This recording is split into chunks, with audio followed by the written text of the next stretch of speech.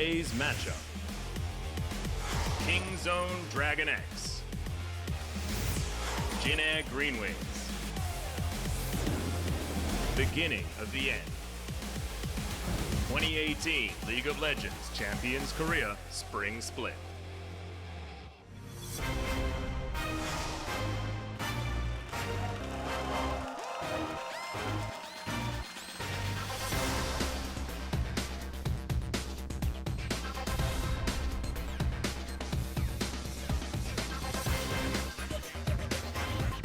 Welcome back, ladies and gentlemen, to LCK Spring 2018. I'm Atlas, this is Papa Smithy. I know it was a long 20-minute break, but we are finally back with JAG versus Kingzone. And look, this one doesn't mean a lot for the standings, but it will be fun to see what they're going to bring out here on 8.5. And also, we get to see our newly crowned regular season champions in Kingzone DragonX, and you only get 2 of those matches, and then they're gone for a while. They're in the final already. Yeah. That final's on the 14th of April. That's a long time to go Kingzone sober, Atlas. We need to get our Kingzone on when we can. So our finalists, top 2 already. The MSI elect from very early in the season. There's still time to stumble for Kingzone. There's still time to stumble for some of their players. Khan still hasn't lost a damn best of 3 on the season. But Kingzone versus JAG. JAG, now with their game penalty and also the victory for Rox, unable to make top 5. Yeah, you can't get to 9 wins if you're sitting at 6 with only 2 matches to go. That's some pretty easy maths. Even I can do it. So JAG out of the running as far as getting towards those playoffs is concerned. They're still safe for the summer split. They're just going to have to take some time off. We'll see later in the week whether it's going to be SKT or Rox or KSV that's going to be heading over there as Kingzone. We're going to start over their side of the rift. No more Rascal on the top side of the map, so like you say, it's going to be Khan once again, and Peanut going to be starting as well. They could have ran Cuz just for the fun of it, but they're not going to. This is going to be their roster that they're going to be bringing to Busan for that grand final. Don't know who that is going to be against. FLICKR look fantastic. KT having a resurgence. Who's going to be able to get up there and join these monsters of Summoner's Rift? And now it's pretty much just an exhibition match to see where their power is at moving towards that grand final match. But will they be flexing their muscles, or are they already over the hump? They've already got first place. How much are they going to show in this particular series? We're on patch 8.5. First time we're seeing Kingzone on the patch. Seems like playoffs might be 8.6, but we don't have any confirmation on that. Kingzone DragonX, nothing to play for except for their fans' adulation. JAG the same, but it's been a JAG team that has avoided relegation, hasn't necessarily hit the highs that they did situationally on the season. They beat FLICKR earlier in the season. Gonna get to see Teddy a couple more times this season. That's also a treat. And we also have that very fun first match to trade upon. The history of this series, a fun one to talk about. Yeah, JAG have been taking games off their opponents as well. I mean, it hasn't been a lot of 2-0 victories over JAG. They've always been able to grab 1 back, most recently against the FLICKR Freaks there as well after the 2-0 in the first round robin of this regular season. No justice in the mid lane. It is going to be Grace once again for JAG. But it is going to be an uphill battle. Also one that's going to be hard to stomach for JAG, knowing that they aren't going to be able to make it towards those playoffs. As we have a look, 7 match wins in a row for Kingzone DragonX. Certainly turned it back on. Being able to pick up that 2-0 win against BBQ felt damn good as well, because that was the last match loss they actually suffered. And they've been so good in a season where we've seen basically everyone stumble along the way, because there's a lot of parity between 2nd and 9th, honestly, on the ladder. When it comes to first, it's always been Kingzone. That's why already people are coming up with the, well, maybe they'll choke, or maybe things won't go well. They might not travel that well to MSI. You already have to invent things because they're so good. We don't even have a graph that can fit them. Yeah, this Pentagon does not make any sense at all. We need them to just calm down about 30% so we can fit them into our KDA graphs. It's just impossible. There's no technology to quantify Kingzone. Yeah, and at least with SKT, it pops out the top as well. I mean, that looks kind of okay. Sorry, pops down the bottom right, because then you can make all of the references to things like tennis rackets. But Peanut is really making this one a problem for us. Everyone escaping the Pentagon. Not so much on the side of JAG GreenWings. Still Teddy keeping that average up okay after his fantastic start to the season, but has been slipping in recent weeks. JAG still safe for summer, so relegation not going to be a problem for them. However, Unfortunately unable to make it towards the playoffs, and you can have a look. Jin Air did have their time around spring and summer last year and about the middle, but otherwise not really a great look. Of course, lineup has only been together for 2018 spring on the side of both of these teams. If you look into history, this second round robin, Longzhu Gaming at the time lost a lot of games. They lost their coach, also Song, who is now over with bit TSM. of turmoil. In the start of summer season, that was when Khan was sick and unable to finish the series. They lost that one as well.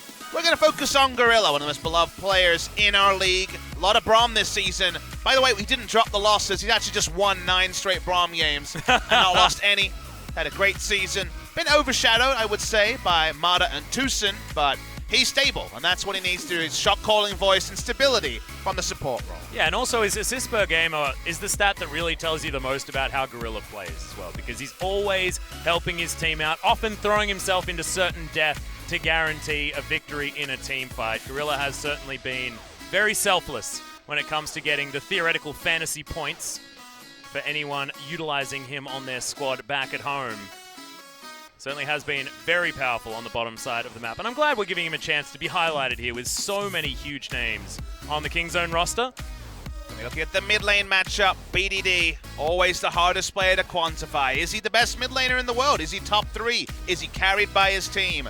I don't know if there's truth in any of those things or complete lies. It's very hard to work out because his teammates are so powerful. But no longer is it the first split onto Longzhu. It's the second split now onto Kingzone DragonX. Some fantastic performances. The numbers look great.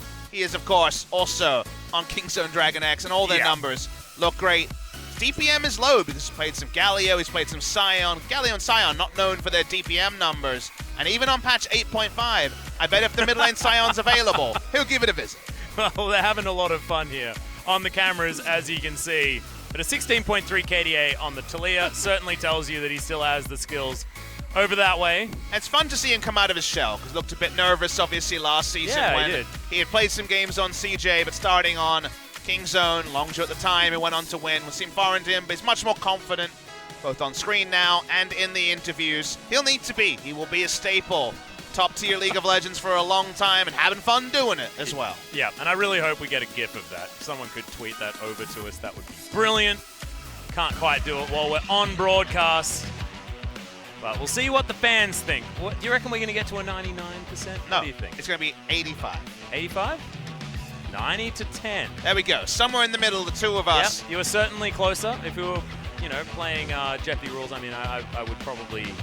What is it? I think I've Price is Right. Price is Right rules. Price is Right rules. Do you? Yeah, you can't go over. Oh yeah, I went over. Dang. That was a very poor decision by you. It's got 99%.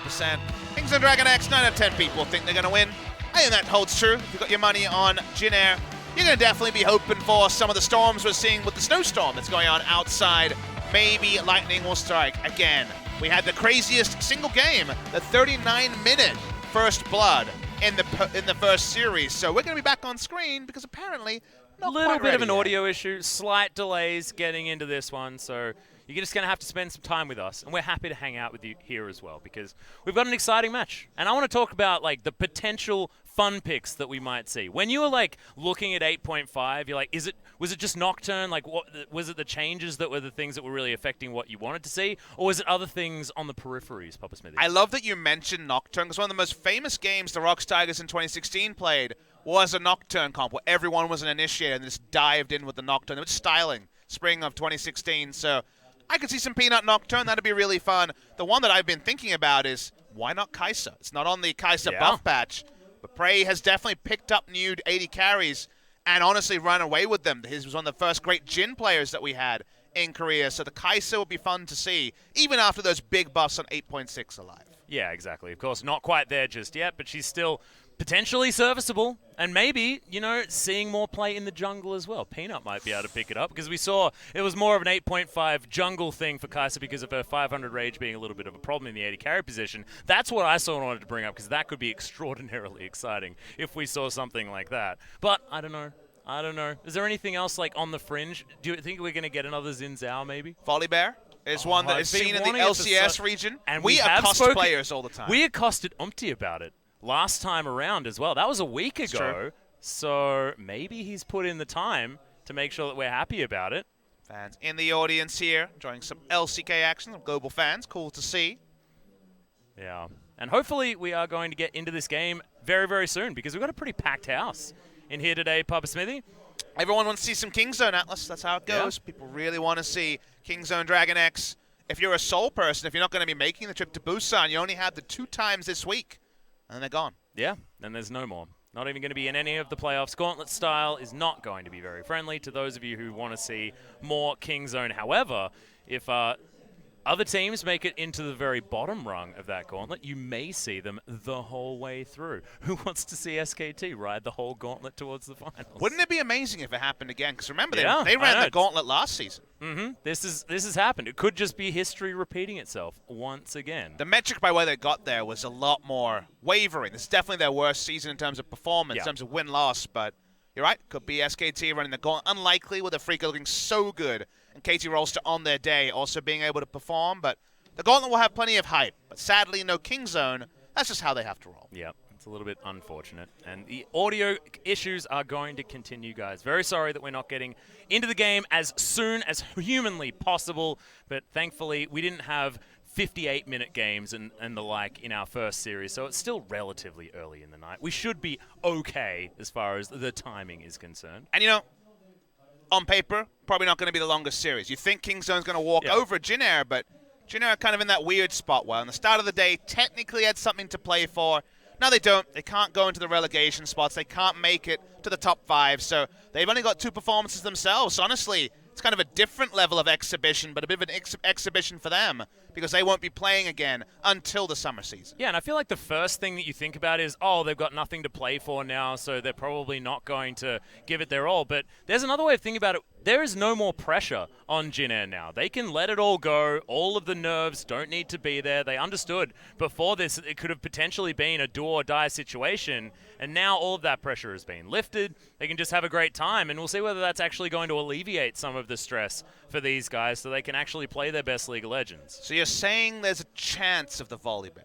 I want the Volley Bear so bad. I'm like so excited. Enamored? Oh, I am.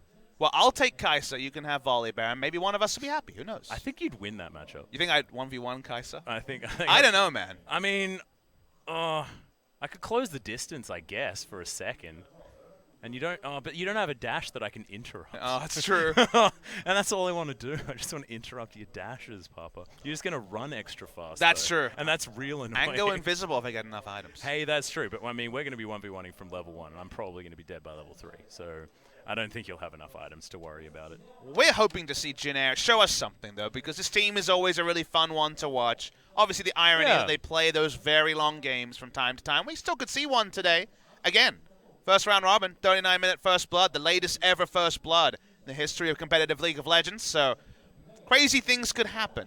They could. And I find it interesting that you talk about, you know, Jin Air being fun to watch, but still have this massive habit of going way too late in their games. But we also talk about KSV, like they are a very slow, methodical team and not necessarily as exciting to watch. Jin Air have this way of making games go late that is still full of chaos, and it's a bit of a disaster half the time because you've got Umpty being this real X factor, and then Teddy being like, well, I guess I'm getting 6 items and being a fountain laser again. I mean, people message me and they're like, oh, you got a Jin Air series tomorrow. I bet you're not looking forward to it. But I like to look on the other side, and I just couldn't imagine the LCK without Jin Air. Yeah, and the fact that through 3 or 4 roster revisions, they're still the most Jin Air. How have they been able to do it? It's amazing. It's like the new players get infected by Jin Air as soon as they're there.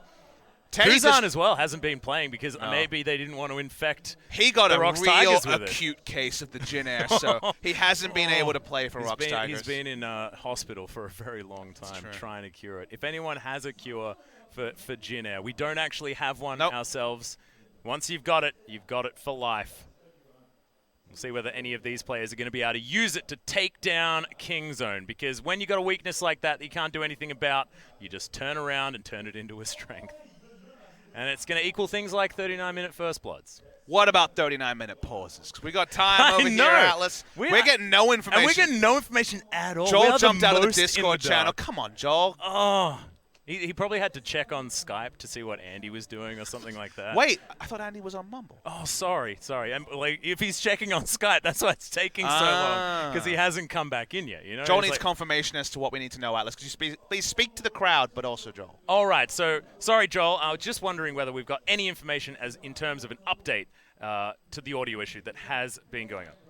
It's very apparently there's a lot of audio issues still. It hasn't gone away. Is it more acute than Kuzan's Jin Air, though? Oh, I don't know. I feel like we may have a Jin Air booth infected with audio issue and Jin Air at the same time. What is the symbiotic relationship between... Wait, maybe the audio issue is now trying to fight off the Jin Air issue. And we're going to have, like, the shortest games ever. Yeah! What is happening here? We don't know. We're actually just speculating wildly. Yeah, it's like we've got the audio issue that's actually an antibacterial to Jin Air. That's what we needed all this time. Yeah, exactly. Just makeshift, cures to diseases that we make up on the broadcast because we're in a gigantic pause. How's alternate reality us doing on the pause?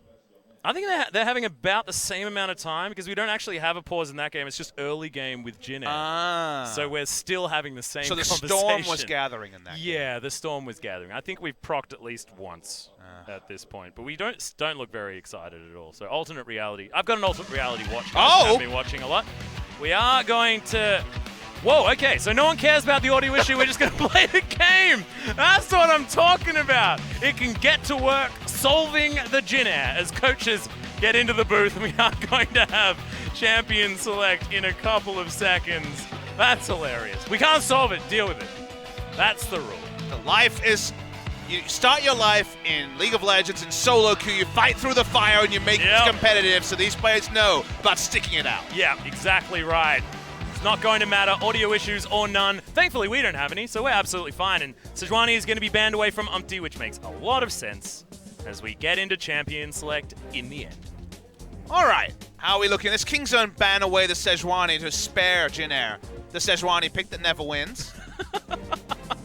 And sadly, even on 8.5, no access to the Scion, which is almost always BDD, because Khan loves to play Jace and is forced to play Scion sometimes. BDD might be able to actually scratch himself up a little bit towards a higher damage per minute number. So that's handy. He's been playing way too much Scion and Galio. Do they have to ban away AP Scion here by banning away the Galio is what I'm wondering for Jin Air? Because it used to be that that Scion was AD Galio, but now that Galio's been nerfed, I think Scion's actually the alpha in that relationship. I think so too. Varus is going to take a breather though as Prey, his new highest performing champion, is going to be taken off the board. In fact, all of his champions are high performing champions. They don't lose a lot, but still, Varus is pretty ridiculous in the hands of that gentleman. And no Swain. Yeah, we're not going to get that as a first pick either here from Kingzone. Of course, the red side flex, something you've spoken about a whole lot, so banned on blue side most of the time. What about Mr. Olaf, though? Because Peanut's Olaf is, let's say, scary. Yeah. There was a certain legendary Viking that took to the Rift. They are willing to in one of the previous games. They are willing to niddly into it if needs be. So we'll see where the first pick is at. Jin Air. It's Kingzone, so every champion's a viable ban. They'll just ban away the GP and say, whatever. We'll leave open something like the Olaf. I guess it's predictable. So Jin Air, at least if they've got a plan, like a Xayah Rakan, for instance, could be an option here. Well, good luck. You let the Viking run out there. Basically. I don't know what to say, Papa. You give that to Peanut, I feel like you're just saying, well, just have a really great time, Peanut. I just really hope that you have the best last game against us. I would love to see Umpty's Kane. I've asked him about it many times. He's laughed in my general direction, sadly. So he does it every time. I know. Why do we only ask Umpty to play dumb stuff? I swear. To be fair, Haru's the guy I asked to play Kane, because that's something he plays a lot of in solo queue. So the Xayah Rakan going to be taken away. Yeah, makes a lot of sense. Certainly a very powerful bottom lane duo, and something that has been denied for a very long time in most other circumstances. But the Olaf, too good to miss. Kingzone, are we going tier list here, or are we going to play some fun stuff? We don't really know for Kingzone. DragonX guaranteed to be in the grand final, so no stakes for them or for Jin Air in this particular game. We're all just having a barrel of laughs over here, but fans don't take too kindly to too much fun being had on the Rift. They want to see some more victories, some more 2-0s, and they may actually go for the Galio after all. Big nerfs on patch 8.5 to the early game. Kingzone have always been about empowering Prey, this one might just empower the Viking, because now he's got a Galio on his back, and the invading. You better find something creative here, Umti, otherwise it's going to be a bad time. I'm really, really scared of anyone that tries to start a fight ever as well, because you got Hero's Entrance as well as Abyssal Voyage, and literally the whole team can just be there as soon as Peanut finds anyone. I saw Umti's reaction when the Skarner was locked in. He looked depressed. So. Oh no. Okay, well, it's not exactly working out so well here in the LCK. We know that everywhere else is certainly pick or ban, 100% pick and ban, I believe, in the last week of NALCS. But not exactly Umti's highest performing champion so far, but still, both solo lanes available here for Jin. They will have the counter picks, but no Camille and no Talia. Do we see a Jace ban from Jin? So1 can go into the carries. I mean, if we saw Jace from Khan and a Riven from So1, then I would reach a new level of ecstasy, but I don't think we're going to see that in this game. Who knows? Not going to be banned. Well, Ezreal is, as that's an odd one. Well, I guess, you know, if you're going down the list. If everyone on Kingzone's diving, then Ezreal's actually the correct champion to go for Prey. Yep, and also 3-item spike versus 2-item spike. They want to avoid that. I think Prey might play Jhin in this game, unless a couple more tanks are locked in for Jin. They have an opportunity to now, as Ornn is available for So1. Does like to head towards that if he's in a pinch. Has done it the most times so far, but Grace is going to have the opportunity to head towards the Rise and flex it over to So1 if he would so feel like. Will we see Jace Jhin from Kingzone? That'd be a fun one to see. That would be a lot of damage potential. It is a flex pick Rise, which could be taken into Vladimir, and Vladimir is usually a good pick with the comp the Kingzone is running, so and that will dissuade the Vladimir. The decision is here on AD carry, and top lane could just see super standard respectful if they don't want to go to the Jace and go the Gnar.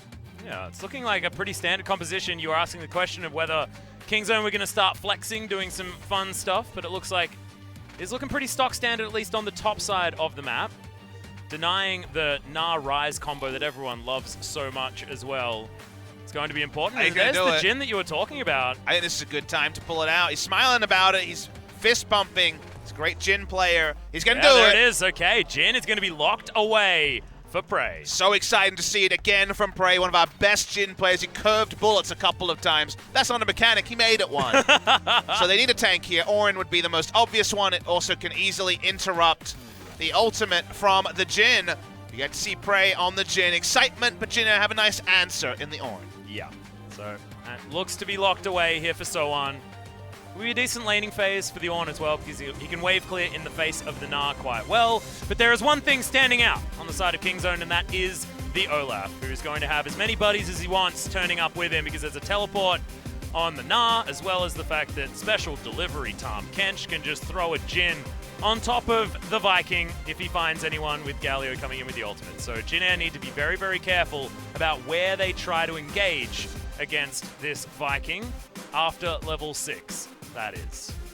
Fun series here. The Olaf does have a lot of options. The Galio not as much a pushing lane as it was before. So mid lane priority going to be implied, but not necessarily as severe. Before level 6 and some extra levels, a Catalyst comes into the Galio. Fun matchup here between Jin and Kingzone DragonX, our champions. Not going to be the Jace coming through, but they wanted a bit more CC. It's going to be the Gnar coming through from Khan. But giving the buffed Olaf to Peanut, who already went legendary super early on the previous Olaf, is a scary proposition to play, and he's got a gargoyle in his back pocket. This Viking, stay away. Yeah, we've got like 2 big, burly, tanky champions as well in Gnar and the Galio. He might just go second item Trinity Force, even if he isn't legendary this time, because he can feel free to be a damage threat. He doesn't necessarily need to play frontline. He can just run his way towards the backline and kill people with a whole lot of extra defensive statistics with that hero's entrance. This feels like the unlocking of Peanut. There's going to be Peanut all over the map. We'll see whether he's going to be able to pick up the victory against Jin GreenWings right now in Game 1.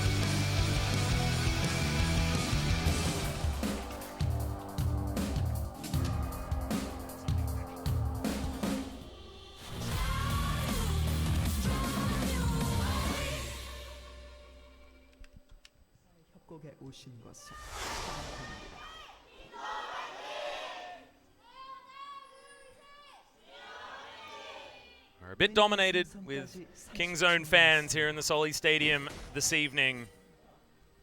course, deserving it a lot. As they are our #1 squad, already locked in with 2 matches to play. We'll be going straight to Busan on the 14th. And welcome back, Jin, to the meta. First Jin of the season coming out here in the LCK. Old favorite of Prey. Is going for Comet. Obviously being standard on the Jin ever since that rune was available.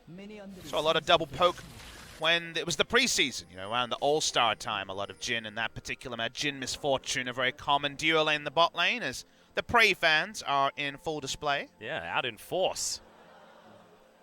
Always so much love from the audience. Ironic, but always intended, because he is one of our big legendary players in Korea. Has started for the Doran Shield. Usually we see Boots 4-pot start onto the Jin, so on the Doran Shield, big use there is if he takes a Deadly Plumage trade, he's going to have a bit more consistent healing, but doesn't have the sheer amount of healing that 4 potions provide, so a bit surprising. They're not going to get a leash, though, is Peanut on the top side. Flexibility of the Olaf is can DPS down quickly a camp, and that means that first access to the minion wave and thus level 2 should go the way of Kingzone. Yeah, Kingzone feeling pretty good about being able to get down here and stop the Zyra Khan from getting lane control. Difficult enough duo to go up against as it is. As Prey is going to start throwing around those comets on the bottom side. Numbers aren't so fantastic for Prey on the Jin. That's because he played a lot of it in Longzhu's spring season last year, where they didn't do a lot of winning. He had to play initiating 80 carries, so teams just banned Ashe and Jin against him once they picked it up. But when he got the Jin, sadly, it wasn't the greatest pick for him, but you'll see on the Rifts. Hopefully some great performance from Prey. And look at the runes here. We do see Cut Down coming through on the Precision Tree and the Legends Bloodline for a little bit of lifesteal. Yep, making sure that he hops in there. Understandable stuff elsewhere in the Sorcery Tree, though. Pretty standard, as you guys probably been watching a few other regions as well, so understand the Jin has been heading in there, but we just haven't seen it so much here in the LCK. It's been a lot of buffs. Now, there's good reasons why there's been little Jin. There's hyper carries with 3 tanks. The Kingzone special, if you think about the mid lane Scion games, have been much more common, so Jin can't tank bust. So a lot of buffs over time. He had ultimate flat damage buffs in this patch. He has Q scaling buffs. He basically has buffs everywhere. So in general, he's become more viable when the tank line is low. And you know, we're a little bit lower on the true tanks. We don't see a Zac Ornn. We see the Skarner, who is a bit more in the middle. It's also a match where Prey gets to get his eye in on a champion he's loved before. So that ends up with a Jin and no complaints from us. Absolutely not. Prey's just always been one of those incredible AD carry players when it comes to any sort of skill shot ever. Peanut is going to be spotted. Undertow is going to find Umpty, and he's not going to be able to catch up. Yeah, line skill shots has been kind of Prey's thing. Also flashing aggressively in fights on champions like Ashe. Those are 2 things he's very known for. But the Ashe arrow definitely be his calling card, I think. And even if he plays for multiple years, people will always remember that. And the Deadly Flourish and the ultimate also. Curtain Call. Very, very similar mechanics, and thus Prey, no surprise, excels in them as well. Yeah, and it's now why Varus, so incredibly strong at the moment, is also one that Prey gets banned away from him. Chains of Corruption, pretty good at being a shorter range Ashe arrow. And another one of those games where BDD jumps onto the Galio. His Galio KDA over his career has always been something that's been massive because he is so consistent, almost never dies on the Galio. Coming into Worlds last year, he was averaging less than a death a game across 10 games on the Galio. If you remember his debut as well, I mean, they were losing games sometimes and he still didn't die. Had that Kassadin loss, I believe, at the beginning of the season, and just no worries at all. Still able to stay alive the whole time. And to me, BDD is the essence of the player that you look at the numbers and say, oh, he's a KDA player. But you watch how he plays and he never fits that mold. He does initiate. He is not in any way a selfish player. It's just one of those things where he's just so averse to dying, so good with his mechanics and also his understanding of the game. He so often has a very inflated KDA around him. Yeah. Does make him a very good tank player as well. Understanding how to use your health bar as an effective resource without actually falling over it all. It's exactly what you need to be able to do. Spraying Gorilla. See whether they're actually thinking about it back, and they are. Considering it relatively early. See what Prey can actually afford as he goes back home. This is the 16th game that BDD has played on Galio. He's died 11 times, so he just never dies onto the Galio. That is a 0 point something number. far as the actual amount. Is Gorilla looking to eat some Rakan that isn't going to be able to have it served up to him. He's being very greedy, trying to freeze the wave as much as possible. Olaf was there, but not interested in coming to help.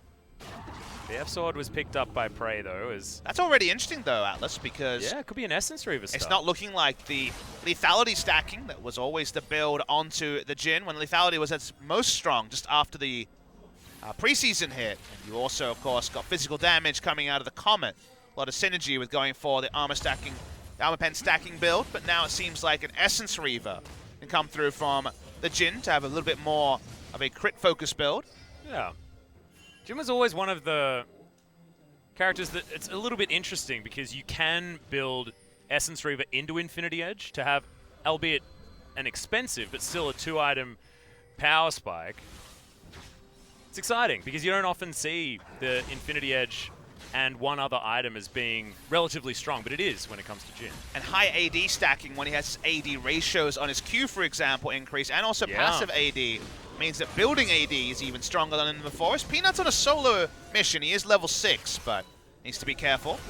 Yeah, and look at all of the respect that Jhin are giving as well, as level 6 has been hit. Peanut successfully steals it away. Ragnarok comes in. Hero's entrance is there. The flash from Peanut, who's just throwing axe after axe. know where he can go. Already tried to flash away, and that's first blood. And feels, honestly, like the beginning of the end. And this is what happens when you take Skarner into Olaf, and it's Peanut's Olaf. knew the scenario was getting into, but clearly got the call from the team that this was the team pick they needed. Trying to fight in the mid game. End result is they're going to lose the blue buff and his life. They're going to take away the Mountain Drake as well. Map control, of course, you have Olaf, and also the Galio is firmly in the control of Kingzone. Yep, but now an opportunity on the bottom side. No Hero's entrance available as Prey and Gorilla trying to fight, but there's the curtain call. And Teddy does need to be careful. Wraith just going to stand in front of him. He's actually going to find all of the bullets. So we were asking the question, is his eye still in? The answer is yes. Amazingly consistent player is Prey. Of course, was a champion very early into Season 2 on Nargent Shield at the time. Nargent Sword, I should say, back in the day. Still around all these years later, still very, very strong. As Umti wants to smite here. He couldn't actually, he didn't have an opportunity to get out when he was being sandwiched, but turns out if Grace is moving forward, they're not going to actually go for that 2v2. Bit of respect coming out. As Peanut knows that maybe a few extra items because Umti had gone back and he had not just yet. Had a chance to speak to Gorilla in the week, of course, just congratulating him on finishing first place. And I asked him the question I think a lot of people want to know. Who's the shot caller on Kingzone? Where does shot calling come from? Any sort of info into that, and gave me the same response. I remember I've told the story a couple times on the stream that the Rox Tigers played around Peanut's aggression and responded to him in the early game. He was the shot caller as the game started, and his answer was that on Kingzone it's the same. So new player onto the lineup, onto the LCK champions, and yet Peanut is the one shouldering the early calling. He knows where he's strong, he knows where he's weak, he coordinates the invades. And when you're on the Olaf, it's oh so easy, especially after even more buffs. Makes the Olaf a lose-lose option for Umti. Yeah, and it feels like this game, he's like, guys, press your R button on me. I'm going in. Yep. He's going to be in the position for the Hero's entrance, that's for sure. It's not going to be one of those games where the shot calling is super complex. And obviously as the game goes on, it's more diplomatic shot calling when you have players like Gorilla and Prey, very, very experienced players, but Peanut has so often set the tone of games. You mentioned already the legendary 16-minute Olaf that he played. Been able to once again flex those muscles around his youngs, the older players he respects in Prey and Gorilla. And so far you'd have to say, as with 2 matches left, already our regular season champions, seems to be working out. Yeah, and the really great thing about this particular season is that it's working out with Peanut not necessarily always being on the hyper-aggressive champions as well. He can actually take a back seat, which has always been one of our questions for Peanut and the way he plays. He has always been somewhat feast or famine. And the most exciting thing that I've brought up a couple of times is everyone on Kingzone has been the big carry in a game, and everyone also has backseat picks where, you know, Khan's on Gnar duty this time. Sometimes he's on Gangplank for the early game and just making a couple of bad decisions, but understanding his role and being able to eventually stand up. And you know the Riven's in the pocket. You know the hard carry champions are there.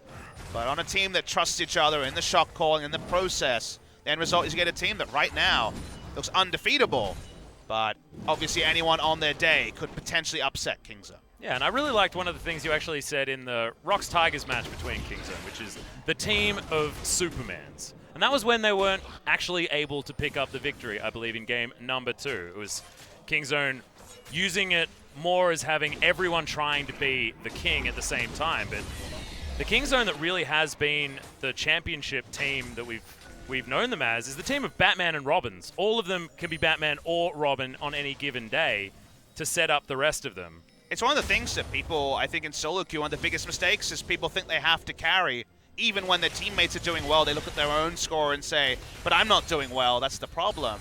Getting carried is something that happens in pro play. It's when someone else is way ahead and your job is to make them get more ahead, set them up to succeed. Well, my support's roaming to help the top lane that's going to carry. I'm just going to farm under turret and lose 10 CS.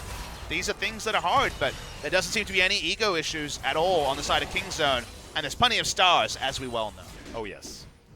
Well, Peanut has been a little bit slower as we've just digressed to have a little bit of a conversation about how Kingzone win. Umti's had an opportunity to get some farm throughout the jungle. That Cinderhawk completed as well as the Kindle Gem here for Peanut, going in for yet another steal. But Umti is going to turn up. Ragnarok may need to be used here if the Impale is invested, but it's not going to. And you can use it reactively even through the suppression, so you're never going to be able to bait that one out. BDD, he's going to move on over. Not quite level 11 just yet, but Hero's Entrance certainly got enough range for this. This fight for the blue buff was pretty big, and Umti's actually going to be the one to smite it away. 34 health. Unfortunate for Peanut's smite. See whether Rift Herald is going to be invested in this game. Would obviously love mid lane turret, but as a melee champion, you imagine Galio hasn't got much damage on it yet. Haven't seen the mid lane turret in a while. He's thinking about putting it down now. He's on vision, though. A lot of the nerfs to Galio were mana costs and cooldowns on Q. And we're getting to level 10 now, so 5 points in that ability and less relevant on the mana costs now that he's already completed his catalyst.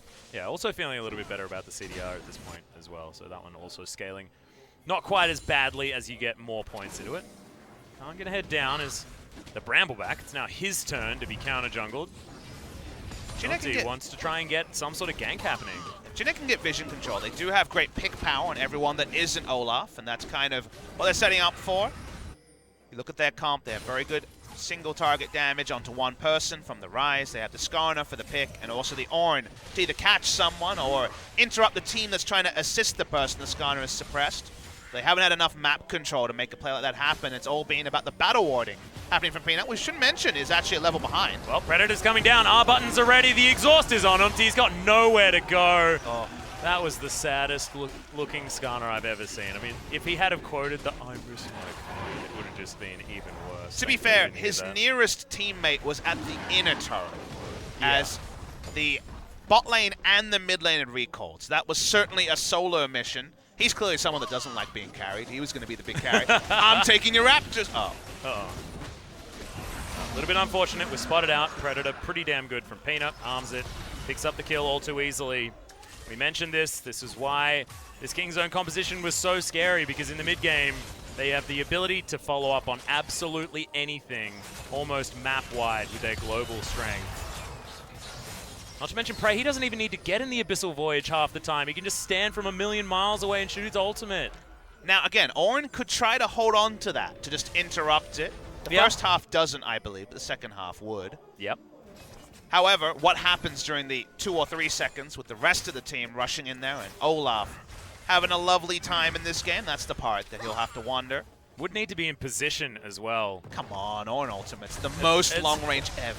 But I mean, so is a Jhin ult. If they're on opposite sides, just don't think they're going to be able to figure it out. As there's the Rift Herald. Peanut's going to put it down top side. It's not going to one-shot it, but Peanut will be there to interrupt So-On and get a searing charge out of him. Oh, there's a big searing charge as well. And that's going to mean that Peanut's able to walk up to the turret. Going to help grab first turret blood. 2,000 gold, now the lead for Kingzone. It's all just feeling by the book. Probably going to be the rapid fire cannon second if we're sticking with old builds onto the Jhin. Always a big favorite. It's all about that 4th auto, or even the 1st auto to start getting your Deadly Flourish online.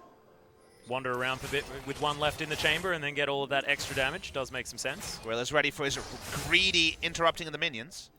Oh, but now he has to choose between his control ward and the minions. Oh, he's so... Look at him. He's back up. I don't know what I need to... Oh.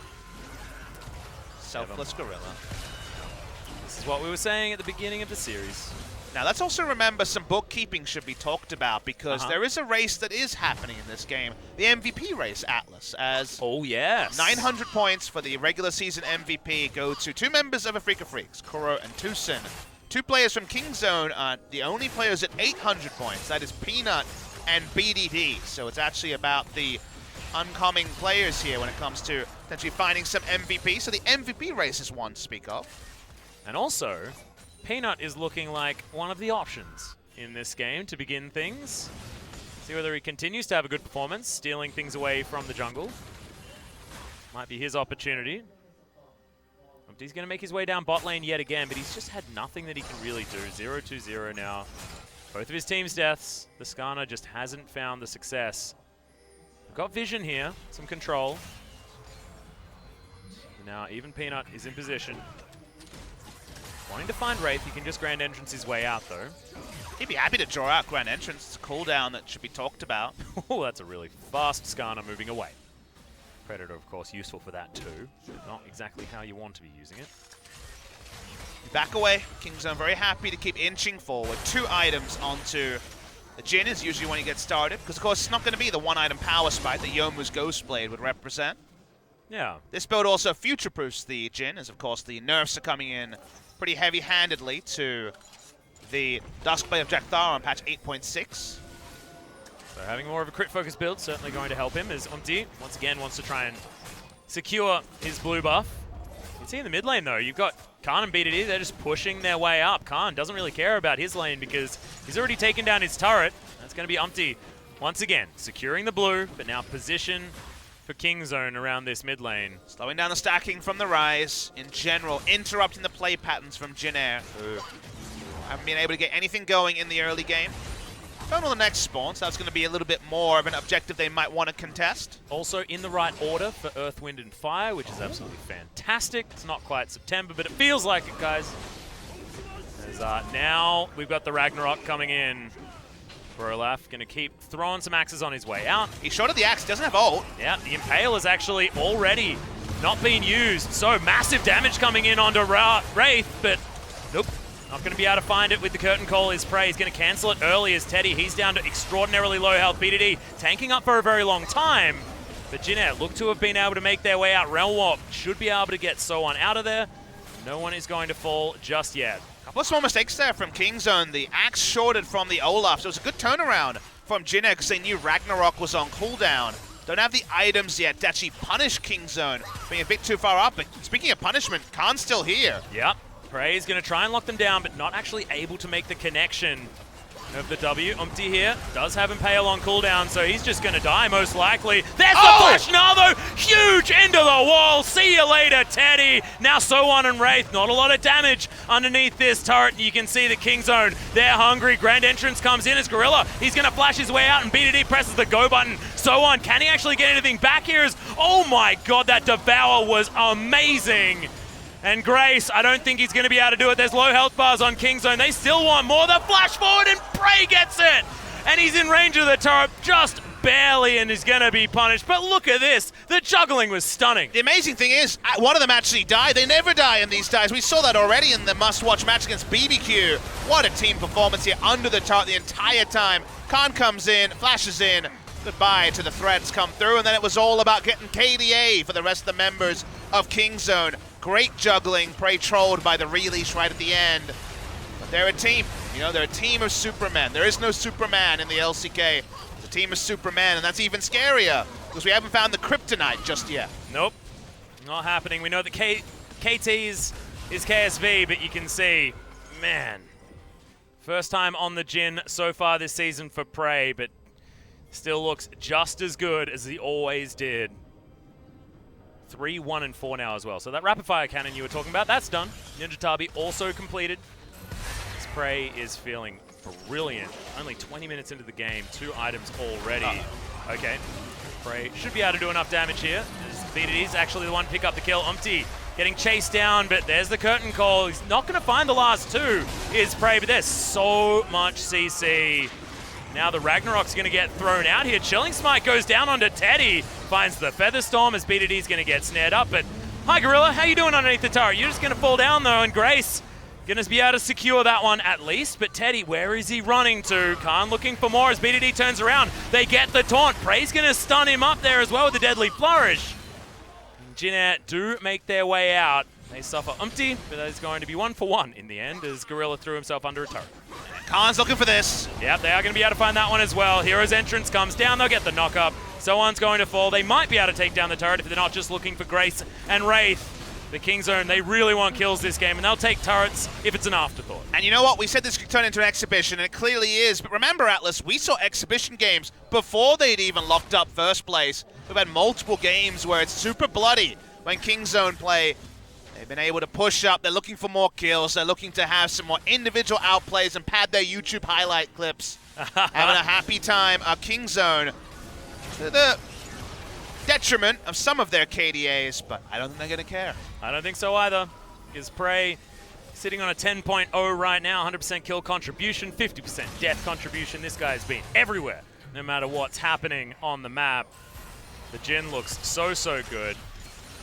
Peanut, of course, undying, and BDD also always casually just buffing that KDA as long as he's on the Galio. If you see him die twice in a game, it probably needs to be remade. He never dies on the Galio. Yeah. Like we said, 11 deaths in 15, coming on 16 games.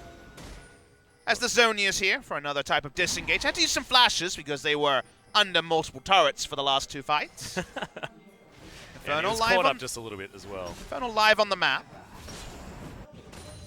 You got BDD actually hanging out up towards the top side. He's got teleport available though. He doesn't have his, so he's the one set on bottom lane clearing duty. Kingzone just clearing out the vision. This is going to be a blue buff that they're actually able to pick up on the side of Jin, unless it's somehow stolen by Prey. But no, Kingzone, they just want to take the Infernal so that they can complete Earth, Wind, and Fire.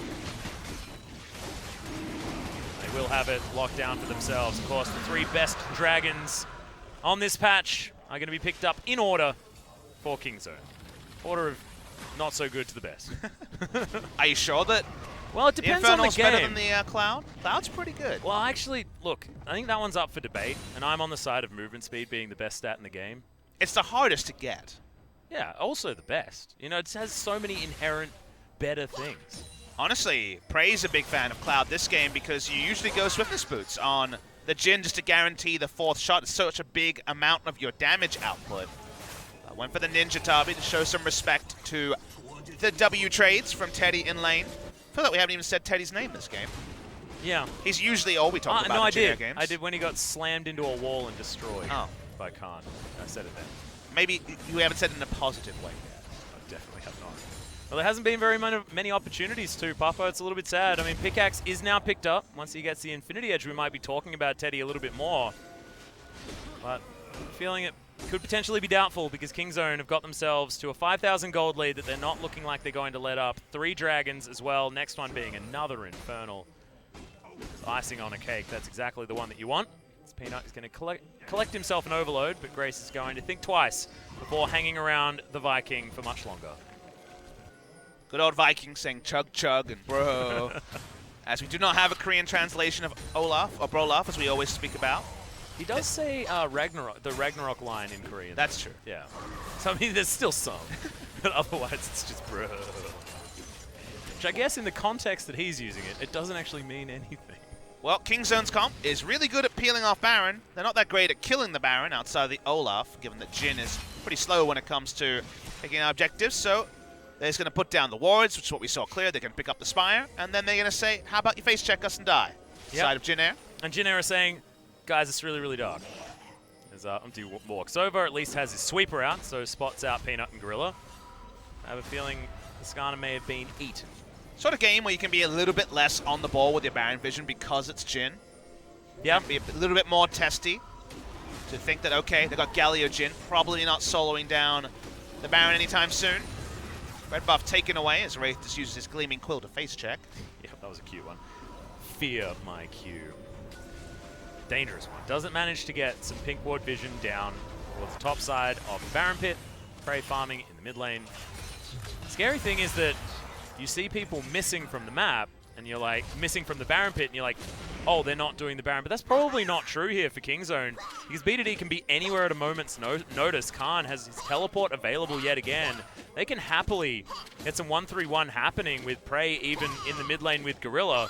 Peanut can actually get the first 50% of the Baron before everyone turns up. You definitely would prefer to see them in a lane in vision killing minions, because then they're not killing you, which is a happy time. That is definitely true. They're already 6,000 gold behind here, Jinair. Waiting for Kingzone to feel adequately strong in the red side jungle to start the Baron. A pick is probably required, again, because of the slow Baron speed. Yeah, they want to be able to take down on D yet again. 0-4-1. Unfortunate for Jinair, but really nice play from Kingzone to get them to this point. Good CS numbers for mid lane and bot lane, but Gnar predictably in a nice CS lead against Orin. Somehow Teddy always has about a 35 CS lead at this point of any game ever. It's just how it works. It's nothing against Prey. It's just Teddy's ability to eat minions. It's very hard to give Teddy an award because his team does struggle, so best AD carry, well, he's definitely in a consideration, but probably not going to be first place. Best farmer, we can definitely give him. He is by far the best farmer I have ever seen. Insanely good at that. Only Uzi comes close to me of players who are good at that CSing. The Amish Teddy. He's pretty good at farming. That sounds like a Photoshop I can get behind. Get in there, guys. Wraith is going to get out. Grand Entrance actually pseudo-worked there, as he has to pop the quickness. Get his way out with the Battle Dance. Jumps over to Umti. That's going to be a lot of resources used. He kept the flash, importantly. Yeah, that was actually pretty big that he was able to get out only using Cleanse as the flash for a play around at the Baron Pit. Still no start on the Baron by Kingzone. They've run out of easy objectives to force Jinair to fight at, so they're a bit frustrated. Just trying to give Khan an opportunity to push this wave up. As soon as he goes invisible, it means that Jinair have to play with a lot more respect. Jinair making their way down, but we were looking for that deadly flourish, but Prey unable to tag Teddy. Or anyone else unable to tag Teddy as well. 2,000 gold lead in the top side. Coming through for the Gnar, who is a Teamfight Gnar, you should notice. Hasn't built for lane. See all sorts of laning items onto Gnars. So many dashes. The Rakan. Lubov taken by Khan. Yep, he's going to be able to steal that one away. Still, it's just minion waves getting cleared and jungle control being fought over, but not too aggressively, as Jinair have managed to stall it out. I feel like we've said that a few times in history. It's because they don't have Baron damage. It actually gets pretty hard for Kingzone to close the game quickly, so even though they're in a big lead, growing it is difficult, and as you mentioned, it's farm being traded when you're ahead, so that's advantage Jinair, that they've been able to pick up minion waves onto their mid laner and bot laner. Weren't able to piece together these sort of items when the game was there to be won. The game is not over, and that means there's always the outside chance of Jinair turning it around. Infinity Edge finished for the Jin. Almost finished for Teddy as well. He is so close. Not quite there yet, but at least Crit is doing double duty when it comes to being a Xayah, because of the Essence Reaver sitting there. But Kingzone, they have found Teddy. Hero's entrance actually maybe a little bit late as the double knockup comes down from Soan, and that's going to perform the disengage here for Jinair. The pick they really wanted now. A lot of tools are on cooldown. Trying to chase onto Soan, but not going to get anything. Yeah. But it's going to be the Infernal here. Kingzone wanted to pick into the Baron, but they'll just have to accept an Infernal and keep stacking them. Yeah, Jinair probably not going to fight for this one. It's going to mean 4 dragons going over to Kingzone. Correct fight here is to fight for Baron Vision, which is what they're going to do. And it is going to be Kingzone getting off this Infernal Drake as quickly as possible. Khan has the teleport, so he's going to be the one that stays there to finish it off, as BDD can happily walk up the river. They're looking for the flank onto Rise. Yeah, it does have the Realm Warp. Will it actually arm in time? Yes, it does. But they get the ultimate out. And it now has a longer cooldown, so it could be a little bit more important. That's not exactly what they were respecting when it came to guarding the Baron. So I feel like we are now going back to another one of these stalemates. At least Elder will be on the map soon, and defending both of them as staunchly as Jinair is defending Baron, it's basically impossible to do with limited vision and no Tracker's Knife. So still, Kingzone are halted. They know exactly what they need to do, but making it happen is so tricky. When it comes to getting safe enough Baron vision. They are still able to steal away most of the jungle from Jin Air, so they have access to more money on the map as the game moves forward. Not really growing a lead, though. It's been around 6,000 for a long time. Only the Infernal is implied gold lead. Can't be considered by Omzi here as the Crystal Spires are being picked up by Jin Air whenever they can get control. Okay, Omzi runs pretty fast, so Jin Air unable to close the gap. It's a lot of cat and mouse being played, but Jin Air have actually been very, very good at staying out of trouble. After Umti was definitely not that earlier on. It's a struggle here for Kingzone as they have a Teamfight tank top laner. They have a playmaking AD carry that can't really kill Baron. Took them a long time to feel safe enough. They're finally on the Baron. Happy to clear the ward, though. They continue on it. See what happens here from Jin Air. Yeah. Well, Khan is actually looking for the Mega Knight. He actually has it very, very soon and gets an early Featherstorm out as well from Teddy. He's not going to be able to get into this fight very easily as Wraith gets out of the way of the curtain call, and Kingzone utilize Prey's ultimate and don't actually get very much damage out of it. They're tanky enough to start it again, though, and this time there will be less tools to escape on the side of Jin Air, but they have to make that play a few times and hit a deadly flourish to make this work. No use of the hero's entrance. Only ult invested there was the Jin ultimate.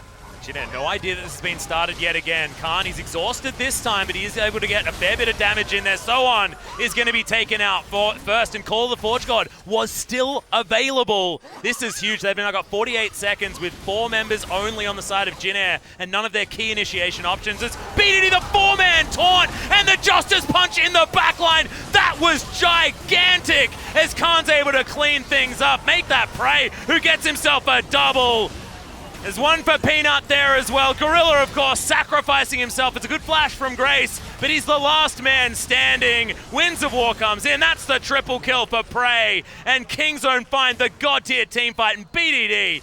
That was so sick. Jin Air ran out of vision. They tried to get the vision with the Spire, but it wasn't enough. BD gets the 4-man taunt. They'll get the Baron as well, and that should be the game-winning play for Kingzone. Oh my god. Absolutely amazing. This is going to go down pretty quickly.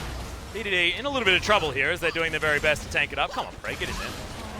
Now going to be able to lock it down. That's the coveted Baron that was going to be a difficulty, and why we felt like we stalled things out for the last 10 or so minutes. Even if the scoreline looks so much further forward.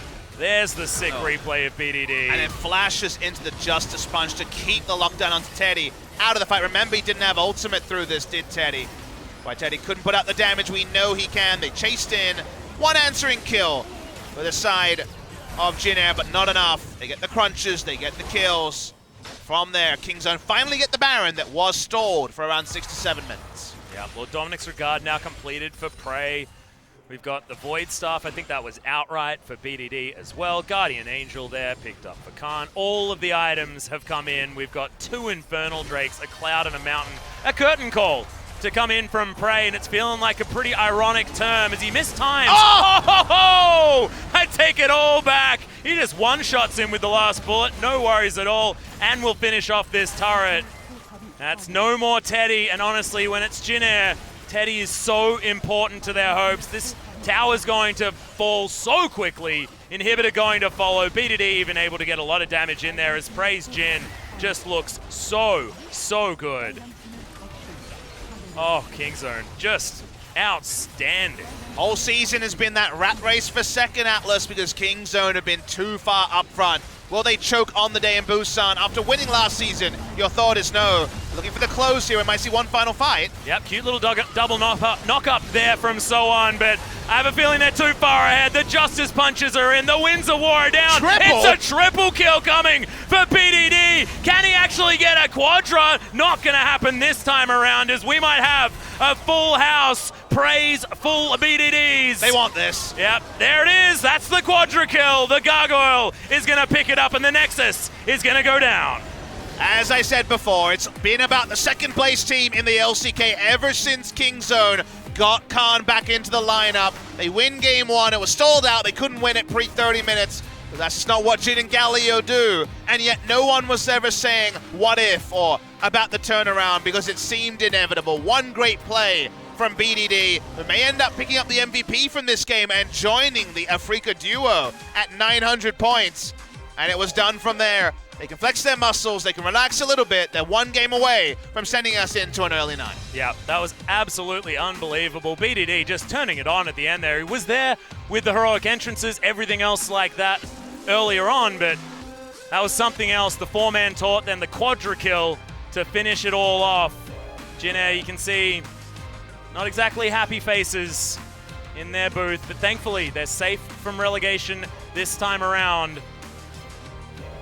How can you be devastated losing to Kingzone DragonX? Well, not like that, because that was just utterly beautiful League of Legends. They're going to be thinking to themselves, what the heck is anyone supposed to do against that kind of control? And I think the first thing that you do is ban Olaf. How about the Galio and the Scion, and then everyone else has all their champions Atlas? I don't know. I mean, none of the best coaches in the LCK can figure it out. Have you seen their win streak? They're looking at 8 wins in a row if they pick this one up. And then it's going to be KSV trying to stop them from picking up 9 in a row. Just absolutely outstanding play, guys. Short break, and we'll be back with game number 2.